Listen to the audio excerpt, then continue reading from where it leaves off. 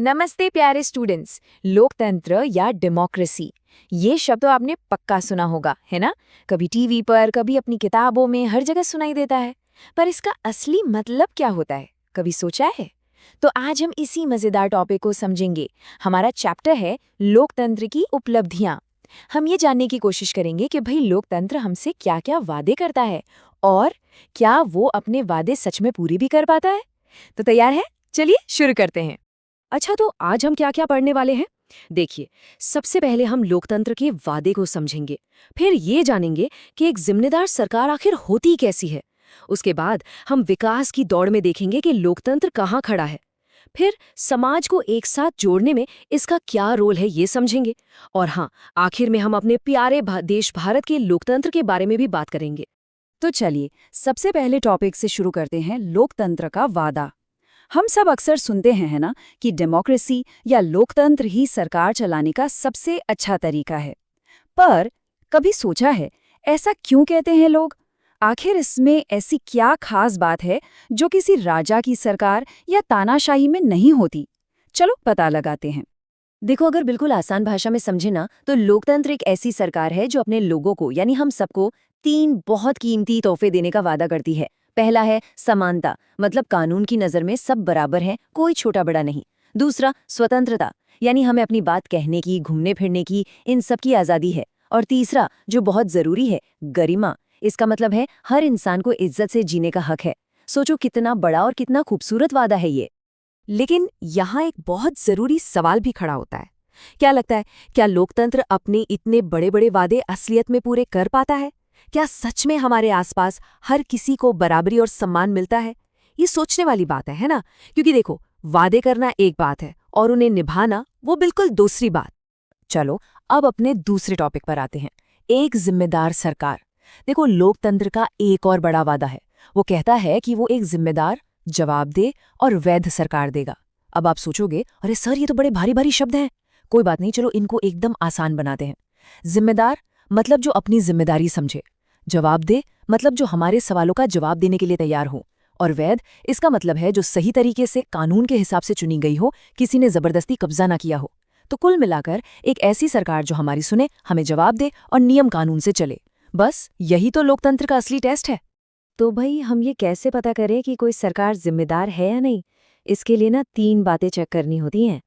पहली बात, क्या लोगों को वोट देकर अपनी सरकार खुद चुनने का अधिकार है? हाँ, लोकतंत्र में तो होता है। दूसरी बात, क्या जो सरकार चुनी गई है वो लोगों की उम्मीदों और ज़रूरतों का ध्यान रखती है? और तीसरी और बहुत ज़रूरी बात, क्या हमें ये जानने का हक है कि सरकार जो भी फैसले ले रही है वो क्यों और कैसे ले रही है? इसी को हम पारदर्शिता या ट्रांसपेरेंसी कहते हैं। मतलब सब कुछ खुला खुला, शीशे की तरह साफ। यहाँ ना एक बहुत मजेदार बात आती है। चलो लोकतंत्र की तुलना तानाशाही से करते हैं। तानाशाही मतलब जहाँ बस एक ही आदमी या राजा का राज चलता है, उसी का हुक्म। वहाँ क्या होता है, फैसले एकदम फटाफट हो जाते हैं क्योंकि किसी से पूछना ही नहीं पड़ता। जबकि लोकतंत्र में, अरे भाई, यहाँ तो सबसे बात करनी पड़ती है, बहस होती है, तब जाके कोई फैसला होता है। तो इसमें देर तो लगती है, पर अब आप खुद सोचो, जो फैसला जल्दबाजी में लिया गया हो वो अच्छा होगा या जो फैसला सबसे सलाह मशवरा करके लिया गया हो? हाँ, भले ही देर लगे, पर लोकतंत्र में लिए गए फैसले ज्यादातर सही होते हैं और सबके भले के लिए होते हैं। अब आते हैं हमारे तीसरे टॉपिक पर, और ये एक ऐसा सवाल है जो अक्सर लोकतंत्र पर उठाया जाता है। कई लोग कहते हैं कि जिन देशों में लोकतंत्र होता है वहाँ आर्थिक विकास, मतलब देश की तरक्की, जरा धीरे धीरे होती है। क्या आपको भी ऐसा लगता है? क्या इस बात में कोई सच्चाई है? चलिए इसकी भी जांच पड़ताल करते हैं। अच्छा, इससे पहले कि मैं आपको कुछ आंकड़े दिखाऊं, आप लोग खुद सोचो 1 मिनट के लिए। आपके हिसाब से देश की तरक्की ज्यादा तेजी से कहाँ होगी, एक लोकतंत्र वाले देश में या एक तानाशाही वाले देश में? सोच लिया? चलिए अब देखते हैं कि असली डेटा क्या कहता है। तो देखिए, इस सवाल का जवाब ढूंढने के लिए हमारे पास कुछ आंकड़े हैं। ये जो आप देख रहे हैं, ये 1950 से लेकर 2000 तक, यानी पूरे 50 सालों का रिकॉर्ड है। इसमें ये बताया गया है कि अलग-अलग तरह की सरकारों में देश की तरक्की की रफ्तार कैसी रही। इसमें लोकतंत्र वाले देशों का भी रिकॉर्ड है और तानाशाही वाले देशों का भी। अब ये चार्ट देखिए, ये उन्हीं आंकड़ों को और भी आसान बना देता है। आप देख सकते हैं कि इन 50 सालों में तानाशाही वाले देशों की तरक्की की औसत रफ्तार थी 4.42% और लोकतंत्र वाले देशों की 3.95%। तो मतलब आंकड़ों के हिसाब से तो तानाशाही में तरक्की थोड़ी सी ज्यादा तेज हुई। थोड़ा अजीब लगा ना सुनकर, मुझे भी लगा था। तो फिर सबसे बड़ा सवाल ये है कि अगर तानाशाही में तरक्की थोड़ी तेज है तो फिर हम लोकतंत्र को ही बेहतर क्यों मानते हैं? इसका जवाब ना बहुत जरूरी है। देखिए, लोकतंत्र का काम सिर्फ देश का खजाना भरना नहीं है, वो इस बात पर भी ध्यान देता है कि तरक्की का फायदा सिर्फ कुछ अमीर लोगों को ही ना मिले। वो कोशिश करता है कि अमीर और गरीब के बीच की खाई कम हो और देश के हर एक इंसान को आगे बढ़ने का बराबर मौका मिले। और पता है, यही बात लोकतंत्र को सबसे खास बनाती है। चलिए अब हम लोकतंत्र की सबसे बड़ी ताकत, उसकी सुपर पावर के बारे में बात करते हैं। वो है समाज को एक साथ जोड़कर रखना। सोचो, हमारे देश में ही कितने अलग अलग तरह के लोग रहते हैं। कोई अलग भाषा बोलता है, किसी का धर्म अलग है, सबके रीति रिवाज अलग है। अब जब इतने सारे अलग अलग लोग एक साथ रहेंगे तो कभी कभी छोटे मोटे मतभेद तो होंगे ही, है ना? तो इन मतभेदों को लड़ाई झगड़े के बिना शांति से सुलझाना और सबको एक माला के मोतियों की तरह एक साथ पिरोकर रखना, बस यही लोकतंत्र का असली जादू है। तो ये जादू होता कैसे है? देखो, इसके कुछ तरीके हैं।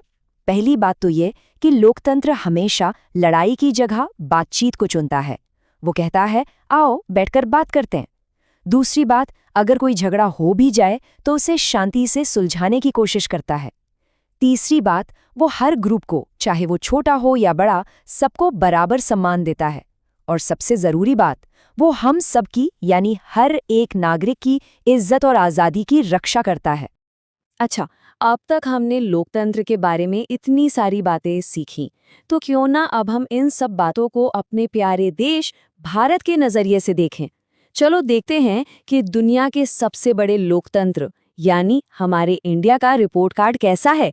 भारत में लोकतंत्र कितना कामयाब रहा है। ये सच में हम सबके लिए बहुत गर्व की बात है कि हमारा देश भारत दुनिया का सबसे बड़ा लोकतंत्र है। सोचो जरा, इतनी सारी भाषाएं, इतने सारे धर्म, इतनी अलग अलग संस्कृतियां, इन सबको एक साथ लेकर चलना और इतने सालों से लोकतंत्र को मजबूती से चलाना, ये वाकई में भारत की एक बहुत बहुत बड़ी कामयाबी है। अगर हम भारत की कामयाबियों की लिस्ट बनाएं तो देखो, हमारे यहाँ हमेशा टाइम पर और काफ़ी हद तक निष्पक्ष चुनाव होते हैं। दूसरी अच्छी बात यह है कि अब ज़्यादा से ज़्यादा लोग राजनीति में हिस्सा ले रहे हैं, वोट डाल रहे हैं, और ये एक अच्छे हेल्दी लोकतंत्र की निशानी है। और इन्हीं सब वजहों से हमारे देश को एक मजबूत और स्थिर सरकार मिलती है। ये सब हमारी बहुत बड़ी सफलताएं हैं। लेकिन जैसे एक अच्छा स्टूडेंट अपनी खूबियों के साथ साथ अपनी कमियों को भी जानता है, वैसे ही हमें भी अपनी चुनौतियों को समझना होगा। आज भी हमारे देश में अमीर और गरीब के बीच का फासला बहुत ज्यादा है। समाज में कहीं कहीं भेदभाव भी होता है। और भ्रष्टाचार यानी करप्शन, वो तो एक दीमक की तरह है जिससे हम सबको मिलकर लड़ना है। तो ये हमारी चुनौतियां हैं जिन पर हमें काम करना है। अब ये जो लाइन है ना, इसे बहुत ध्यान से सुनिए और समझिए। लोकतंत्र सिर्फ शासकों की नहीं, बल्कि नागरिकों की भी परीक्षा है। इसका क्या मतलब हुआ? इसका मतलब ये है कि एक देश में लोकतंत्र कितना सफल होगा, ये सिर्फ नेताओं या सरकार पर डिपेंड नहीं करता। ये हम सब पर डिपेंड करता है, देश के हर एक नागरिक पर। जब हम लोग जागरूक बनेंगे, सही सवाल पूछेंगे और अपनी जिम्मेदारियां निभाएंगे, तभी तो हमारा लोकतंत्र और ज्यादा मजबूत बनेगा। तो फिर आज की हमारी पूरी बातचीत का निचोड़ क्या है? देखो, सीधी सी बात यह है कि हो सकता है लोकतंत्र का रास्ता थोड़ा धीरे चले, उसमें कुछ परेशानियां भी आए, पर उसकी सबसे बड़ी खूबी और सबसे बड़ी जीत यही है कि वो किसी को भी पीछे नहीं छोड़ता। वो सबको साथ लेकर चलता है और हर इंसान को इज्जत देता है। बस यही इसका सबसे बड़ा प्लस पॉइंट है। और अब ये चैप्टर खत्म करने से पहले एक सवाल आप सबके लिए। जरा सोचिए, एक स्टूडेंट होने के नाते आप अपने देश के लोकतंत्र को और बेहतर बनाने के लिए क्या कर सकते हैं?